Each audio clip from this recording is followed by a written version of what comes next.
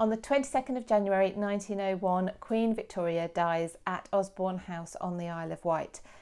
Victoria had overseen 63 years of massive change in this country. In this episode, I want to just cover what the changes, domestic changes, were. We had the introduction of the railways, and railway travel made a massive impact on everyone's lives. Not only did their construction create jobs, but then their maintenance and the running of the railways also created jobs for what would have been the working classes. So this opened up new opportunities.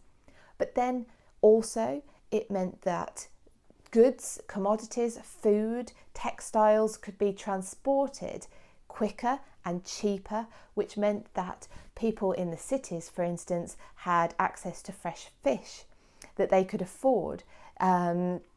People could travel to the seaside.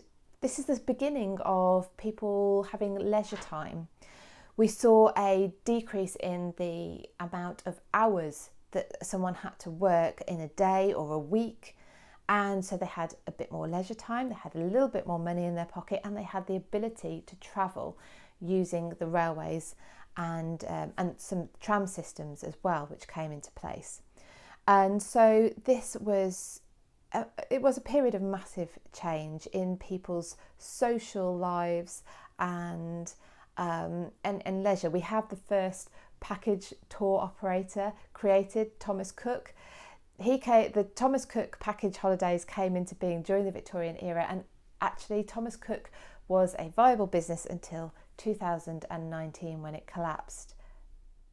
As well as better transport links, we saw the introduction of the penny postage.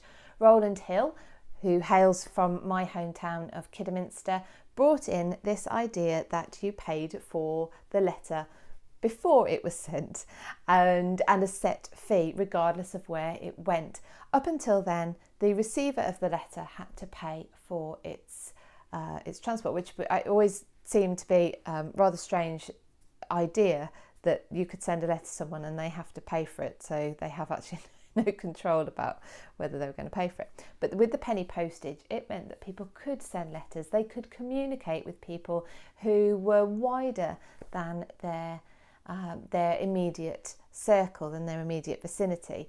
People could stay in touch with family members who had moved for work. So it seems such a small thing, and yet it made a massive difference to people's daily lives. There was still a huge divide between the wealthy and the poor of society, but at least life for the poor was getting better.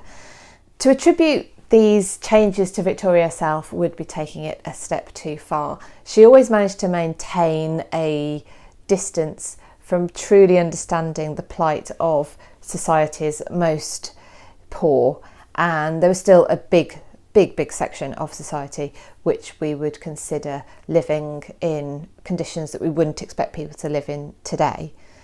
But her age, her reign, is remembered as one of rapid industrialisation, rapid improvements in technology, and a really exciting time for Britain.